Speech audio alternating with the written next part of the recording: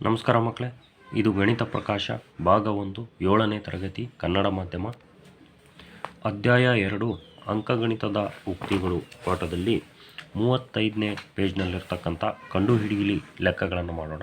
ಪ್ರತಿ ಸಂದರ್ಭದಲ್ಲೂ ಪದಗಳನ್ನು ಬರೆಯುವ ಮೂಲಕ ಮುಂದಿನ ಉಕ್ತಿಗಳ ಬೆಲೆಯನ್ನು ಕಂಡುಹಿಡಿಯಿರಿ. ಹಿಂದಿನ ವಿಡಿಯೋದಲ್ಲಿ ಇದು ವಿಡಿಯೋ ಅರ್ಧ ಆಗಿತ್ತು. ಈಗ ಇದನ್ನು ಮುಂದುವರಿಸೋಣ. ಈಗ ಒಂದೇ ಒಂದು ಲೆಕ್ಕ ನೋಡಿದರೆ 28 - 7 + 8. ಇದರಲ್ಲಿ ಪದಗಳು 3 ಇದ್ದಾವೆ. ಒಂದು 28, ಇನ್ನೊಂದು -7, ಇನ್ನೊಂದು +8.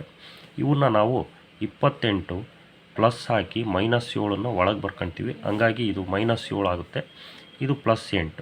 ಪ್ಲಸ್ಸಿಂದ ಪ್ರತ್ಯೇಕವಾಗಿರ್ತಕ್ಕಂಥ ಸಂಖ್ಯೆಗಳೇ ಪದಗಳು. ಈಗ 28 8 ಕೂಡೋಣ 36. 36ರಲ್ಲಿ 7 ಕಳೆದ್ರೆ 29 ಇದರ ಬೆಲೆ. Next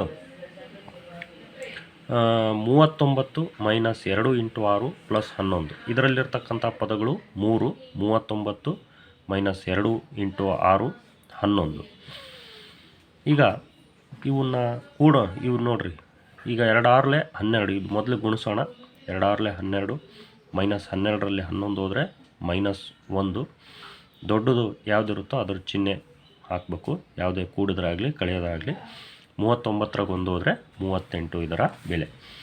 next 40 - 10 + 10 + 10. ಇದರಲ್ಲಿರ್ತಕ್ಕಂಥ ಪದಗಳು 4. 40 ಇಲ್ಲಿ -10 10 10 4 ಪದಗಳು. ಈಗ -10ರಲ್ಲಿ 10 ಹೋಯ್ತು ಅಂದರೆ ಕಳಿತೀವಿ. 10ರಾಗ 10 ಹೋದರೆ 0. ಹಂಗಾಗಿ ಇಲ್ಲಿ +10 ಉಳಿತು. 40 10 50 ಇದರ ಬೆಲೆ. ನೆಕ್ಸ್ಟ್ 48 - 10 × 2 + 16/2. ಇದರಲ್ಲಿರ್ತಕ್ಕಂಥ ಪದಗಳು 3. ಯಾವ್ಯಾವು? 48 ಅನ್ನೋದೊಂದು, ನೆಕ್ಸ್ಟ್ -10 × 2 ಅನ್ನೋದೊಂದು, ಆಮೇಲೆ 16/2 ಅಂತಕ್ಕಂಥದ್ದು. ನಾವು ಪ್ರತ್ಯೇಕವಾಗಿರ್ತಕ್ಕಂಥ ಪದಗಳು ಅಂತ ಹೇಳಿದರೆ ಇಂದ ಪ್ರತ್ಯೇಕ ಆಗಲ್ಲ. 10 ಬೇರೆ 2 ಬೇರೆ ಆಗಲ್ಲ. ಡಿವೈಡೆಡ್ ಬೈಂದನೂ ಪ್ರತ್ಯೇಕ ಆಗಲ್ಲ. ಇವೆರಡೂ ಒಂದೇ ಪದ ಅಂತಂದೇಳಿ. ಈಗ ನಾವು ಆವರಣದಲ್ಲಿರ್ತಕ್ಕಂಥದ್ದನ್ನು ಮೊದಲೇ ಮಾಡೋಣ. 10 2 20. ಇಲ್ಲಿ 2 8 16. 8 ಭಾಗಿಸೋ ಲೆಕ್ಕ ಅದು. ಈಗ 48ರಲ್ಲಿ 20 ಕಳೆದ್ರೆ 28. 28 8 36 ಇದರ ಉತ್ತರ. ನೆಕ್ಸ್ಟ್ ಈನೇದು 6 × 3 - 4 × 8 × 5. ಇದರಲ್ಲಿರ್ತಕ್ಕಂಥ ಪದಗಳು 2. 6 × 3, ಆಮೇಲೆ -4 × 8 × 5. 6 3 18 ಆಗುತ್ತೆ. 4 5 20. 4 5 20. 8 2 16. 160 ಆಗುತ್ತೆ. ಮೊದಲೇ 4 5 20 ಗುಣಿಸ್ಕೋಬೇಕು. ಇಂಟು 8. 8 2 16. ಇಲ್ಲಿ 0. 160 ಬರುತ್ತೆ. 160ರಲ್ಲಿ 18 ಹೋದರೆ ಇನ್ನು -142. ನೆಕ್ಸ್ಟ್ ಮುಂದಿನ ಪ್ರತಿ ಉಕ್ತಿಗೆ ಒಂದು ಕಥೆ ಸನ್ನಿವೇಶವನ್ನು ಬರೆದು ಅವುಗಳ ಬೆಲೆಗಳನ್ನು ಕಂಡುಹಿಡಿಯಿರಿ ಅಂತ. ಈಗ 89 + 21 - 10 ಇದೆ. ಇದಕ್ಕೆ ಒಂದು ಸನ್ನಿವೇಶವನ್ನು ಅಥವಾ ಕಥೆಯನ್ನು ಬರೋಣ. ರಾಮು ಮೆಡಿಕಲ್ ಶಾಪ್ನಲ್ಲಿ 89 ರೂಪಾಯಿ ಬೆಲೆಯ ಡಯಾಬಿಟಿಸ್ ಮಾತ್ರೆಗಳನ್ನು ಹಾಗೂ 21 ರೂಪಾಯಿ ಬೆಲೆಯ 50 ಗ್ರಾಂ ಬೂಸ್ಟನ್ನು ಕೊಂಡನು. ಒಟ್ಟು ಬೆಲೆಗೆ ಅಂಗಡಿಯವನು 10 ರೂಪಾಯಿ ರಿಯಾಯಿತಿ ಅಂದರೆ ಡಿಸ್ಕೌಂಟ್ ಕೊಟ್ಟ. ರಿಯಾಯಿತಿ ನೀಡಿದರೆ ರಾಮು ಅಂಗಡಿಯವನಿಗೆ ಕೊಡಬೇಕಾದ ಹಣ ಎಷ್ಟು? ನೋಡಿರಿ, 89 ರೂಪಾಯಿ ಮಾತ್ರೆ ತಗೊಂಡಿದ್ದಾನೆ, 21 ರೂಪಾಯಿ ಬೂಸ್ಟ್ ತಗೊಂಡಿದ್ದಾನೆ. ಇಲ್ಲಿರ್ತಕ್ಕಂಥ ಪದಗಳು 89 21 -10 3 ಪದಗಳು. 89 21 ಕೂಡಿದ್ರೆ 110. ಅದರಲ್ಲಿ 10 ಡಿಸ್ಕೌಂಟ್ ಹೋದರೆ 100 ರೂಪಾಯಿ. 100 ರೂಪಾಯಿ ಅವನು ಅಂಗಡಿಯವನಿಗೆ ಕೊಡಬೇಕು. ನೆಕ್ಸ್ಟ್ ಎರಡನೇ ಒಂದು ಉಕ್ತಿ 5 × 12 - 6. ಇದರಲ್ಲಿರ್ತಕ್ಕಂಥ ಪದಗಳು 2. ಒಂದು 5 × 12, ಇನ್ನೊಂದು -6. ಇದಕ್ಕೆ ಒಂದು ಸನ್ನಿವೇಶವನ್ನು ಸೃಷ್ಟಿ ಮಾಡೋಣ. ಗಿಫ್ಟ್ ಅಂಗಡಿಯಲ್ಲಿ ಪ್ರತಿ ಬಾಕ್ಸ್ನಲ್ಲಿ 5 ಗಾಜಿನ ಲೋಟಗಳಿವೆ. ಅಂತಹ 12 ಬಾಕ್ಸ್ಗಳಲ್ಲಿ ಕೆಲವು ಬಾಕ್ಸ್ಗಳಿಂದ 6 ಲೋಟಗಳು ಒಡೆದಿವೆ. ಹಾಗಾದರೆ ಉತ್ತಮವಾಗಿರುವ ಲೋಟಗಳ ಸಂಖ್ಯೆ ಎಷ್ಟು? ಈಗ 12 ಬಾಕ್ಸ್ ಇದ್ದಾವೆ. ಒಂದೊಂದು ಬಾಕ್ಸ್ನಲ್ಲಿ 5 ಗಾಜಿನ ಲೋಟ ಇದ್ದಾವೆ. 12 ಐದಲೆ 60 ಲೋಟಗಳಾದವು. ಅದರಲ್ಲಿ 6 ಲೋಟಗಳು ಒಡೆದ್ಬಿಟ್ಟಿದ್ದಾವೆ. ಅದನ್ನು ಮೈನಸ್ ಮಾಡಿದರೆ ಇನ್ನು ಉತ್ತಮವಾಗಿರ್ತಕ್ಕಂಥ ಲೋಟಗಳು 54 ಲೋಟಗಳು. 60ರಾಗ 6 ಹೋದರೆ 54. ನೆಕ್ಸ್ಟ್ ಮೂರನೇ ಉಕ್ತಿ 4 × 9 + 2 × 6. ಇಲ್ಲಿ ಇದಕ್ಕೆ ಒಂದು ಸನ್ನಿವೇಶವನ್ನು ಬರೆಯೋಣ.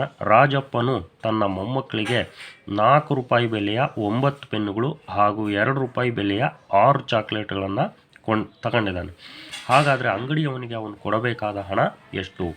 ಈಗ 4 ರೂಪಾಯಿ ಬೆಲೆ ಬಾಳ್ತಕ್ಕಂಥ 9 ಪೆನ್ನುಗಳು ಇದೊಂದು ಪದ ಆದರೆ, 2 ರೂಪಾಯಿ ಬೆಲೆ ಬಾಳ್ತಕ್ಕಂಥ 6 ಚಾಕ್ಲೇಟ್ ಇದೊಂದು ಪದ. ಒಟ್ಟು 2 ಪದ ಇದಾವೆ ಇಲ್ಲಿ. 9 4 36, 6 7 12, 6 7 12. ಇದೆಷ್ಟಾಗುತ್ತೆ? 38 ರೂಪಾಯಿ ಅಲ್ಲ 48 ರೂಪಾಯಿ. 48 ರೂಪಾಯಿ ಆಗುತ್ತೆ. ಮುಂದಿನ ಪ್ರತಿ ಸನ್ನಿವೇಶಕ್ಕೂ ಅದನ್ನು ವಿವರಿಸುವ ಉಕ್ತಿಯನ್ನು ಬರೆಯಿರಿ. ಅದರ ಪದಗಳನ್ನು ಗುರುತಿಸಿ ಮತ್ತು ಉಕ್ತಿಯ ಬೆಲೆಯನ್ನು ಕಂಡುಹಿಡಿಯಿರಿ. ರಾಣಿ ಆಲಿಯಾ ಕಳೆದ ವರ್ಷ ರಾಜಕುಮಾರಿ ಎಲ್ಸಾ ಅವರಿಗೆ 100 ಚಿನ್ನದ ನಾಣ್ಯಗಳನ್ನು ಮತ್ತು ರಾಜಕುಮಾರಿ ಅನ್ನಾ ಅವರಿಗೆ 100 ಚಿನ್ನದ ನಾಣ್ಯಗಳನ್ನು ನೀಡಿದಳು. ರಾಜಕುಮಾರಿ ಎಲ್ಸಾ ಈ ನಾಣ್ಯಗಳನ್ನು ಒಂದು ಉದ್ಯಮ ಪ್ರಾರಂಭಿಸಲು ಉಪಯೋಗಿಸಿ ತನ್ನಲ್ಲಿರುವ ನಾಣ್ಯಗಳನ್ನು ದ್ವಿಗುಣಗೊಳಿಸಿದಳು. ರಾಜಕುಮಾರಿ ಅನ್ನಾ ಆಭರಣಗಳನ್ನು ಕೊಂಡಳು ಮತ್ತು ಈಗ ಅವಳ ಬಳಿ ಅರ್ಧದಷ್ಟು ನಾಣ್ಯಗಳು ಮಾತ್ರ ಉಳಿದಿವೆ. ರಾಜಕುಮಾರಿ ಎಲ್ಸಾ ಮತ್ತು ರಾಜಕುಮಾರಿ ಅನ್ನಾ ಅವರ ಬಳಿ ಒಟ್ಟು ಎಷ್ಟು ಚಿನ್ನದ ನಾಣ್ಯಗಳಿವೆ ಎಂಬುದನ್ನು ವಿವರಿಸುವ ಉಕ್ತಿಯನ್ನು ಬರೆಯಿರಿ. ಈಗ ವಿವರಿಸುವ ಉಕ್ತಿ ಅಂದರೆ ಇಲ್ಲಿ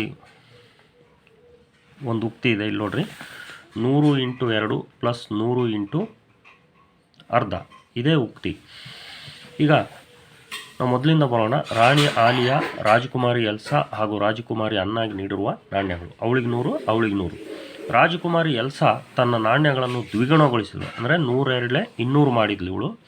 ರಾಜಕುಮಾರಿ ಅನ್ನಾ ಬಳಿ ಅರ್ಧದಷ್ಟು ನಾಣ್ಯಗಳು ಉಳಿದಿವೆ, ಅಂದರೆ 100ನ್ನ 2 ಸತಿ ಭಾಗಿಸ್ಬೇಕು, ಅಥವಾ 100 × 2ನೇ 1, 2 1 2, 2 5 10, 50 ಆಗುತ್ತೆ. ಅಂದರೆ 50 ನಾಣ್ಯಗಳು ಉಳಿದಿದ್ದಾವೆ. ಈಗ ಒಟ್ಟು ನಾಣ್ಯಗಳನ್ನು ವಿವರಿಸುವ ಉಕ್ತಿ ಅಂದರೆ 102, ಅಂದರೆ ರಾಜಕುಮಾರಿ ಎಲ್ಸಾಳ್ದು 102 200 ಆಗುತ್ತೆ. ಇದು 100 × ಅರ್ಧ, ಅಂದರೆ ಅವಳ ಹತ್ರ ಅರ್ಧ ಇದ್ದಾವೆ. ಇದ್ರಾಗೆ 100ರಾಗ ಅರ್ಧ ಇದ್ದಾವೆ, ಹಂಗಾಗಿ 50 ನಾಣ್ಯಗಳು 250 ನಾಣ್ಯಗಳು ಆಗಿದ್ದಾವೆ ಅಂತ. ಇದ್ರ ಉಕ್ತಿ, ಅಂಕಗಣಿತದ ಉಕ್ತಿ ಅಂದರೆ ಇದು. ನೆಕ್ಸ್ಟ್ ಬಿನೇ ಲೆಕ್ಕ. 2 ನಿಲ್ದಾಣಗಳ ನಡುವಿನ ಮೆಟ್ರೋ ರೈಲು ಟಿಕೆಟ್ ದರ ವಯಸ್ಕರಿಗೆ 40 ಮತ್ತು ಮಕ್ಕಳಿಗೆ 20 ರೂಪಾಯಿ ಆಗಿದೆ. ಮುಂದಿನ ಟಿಕೆಟ್ಗಳ ಒಟ್ಟು ಬೆಲೆ ಎಷ್ಟು? 4 ವಯಸ್ಕರು ಮತ್ತು 3 ಮಕ್ಕಳು, ತಲಾ 3 ವಯಸ್ಕರು ಇರುವ 2 ಗುಂಪುಗಳು. ಈಗ 4 ವಯಸ್ಕರು ಮತ್ತು 3 ಮಕ್ಕಳು ಅಂದರೆ ಒಬ್ಬ ವಯಸ್ಕರ ಟಿಕೆಟ್ 40 ರೂಪಾಯಿ ಇದೆ, 4 × 40. ಮಕ್ಕಳ ಟಿಕೆಟ್ 20 ರೂಪಾಯಿ ಇದೆ, 3 × 20. 3 ಮಕ್ಕಳು 3 × 20 ಗುಣಿಸಿದರೆ 4 4 16, 4 0 0, 3 2 6, 6 0 0. 160 ವಯಸ್ಕರ ಟಿಕೆಟಿಂದು, 60 ಮಕ್ಕಳ ಟಿಕೆಟ್, ಟೋಟಲ್ಲು 220 ರೂಪಾಯಿ ಆಗುತ್ತೆ ಟಿಕೆಟಿಂದು. ನೆಕ್ಸ್ಟು ತಲಾ 3 ವಯಸ್ಕರು ಇರುವ 2 ಗುಂಪುಗಳು. 3 ವಯಸ್ಕರು ಇರುವ 2 ಗುಂಪುಗಳಿದ್ದಾವೆ. ಒಬ್ಬೊಬ್ಬರಿಗೆ 40 ರೂಪಾಯಿ ಆದರೆ ಎಷ್ಟು ಅಂತ ಇದೇ ಉಕ್ತಿ. 2 3 6, 40, 6 4 24, 240 ರೂಪಾಯಿಗಳು. ಚಿತ್ರದಲ್ಲಿ ತೋರಿಸಿರುವ ಅಳತೆಗಳ ಸಂಬಂಧವನ್ನು ವಿವರಿಸುವ ಉಕ್ತಿಯನ್ನು ಬರೆಯುವ ಮೂಲಕ ಕಿಟಕಿಯ ಒಟ್ಟು ಎತ್ತರವನ್ನು ಕಂಡುಹಿಡಿಯಿರಿ. ಇಲ್ಲಿ ನೋಡ್ರಿ,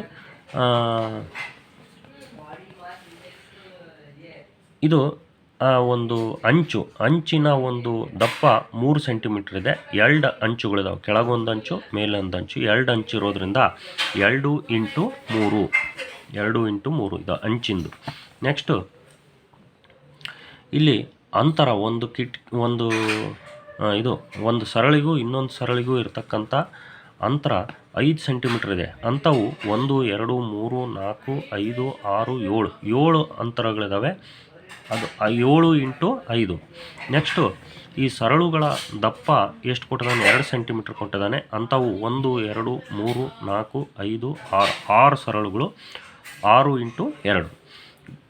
ಇದು ಉಕ್ತಿ. ಇವಾಗ ಲೆಕ್ಕ ಮಾಡೋಣ. 2 3 6, 7 5 35, 6 8 12 ಕೂಡೋಣ. 35 6 41, 12 53 ಸೆಂಟಿಮೀಟ್ರ್. ಇಲ್ಲಿಗೆ ಈ ಕಂಡು ಹಿಡಿಯಿರಿ 35ನೇ ಪೇಜ್ನಲ್ಲಿರ್ತಕ್ಕಂಥದ್ದು ಮುಗೀತು. ಮುಂದಿನ ವಿಡಿಯೋದಲ್ಲಿ ಮುಂದಿನ ಕಂಡು ಹಿಡಿಯಿರಿ ಮಾಡೋಣ ಮಕ್ಕಳೇ. ನಿಮ್ಗೆ ಹೇಗೆ ಅನ್ನಿಸ್ತಾ ಇದೆ ಕಾಮೆಂಟ್ ಮಾಡಿ ಮಕ್ಕಳೇ.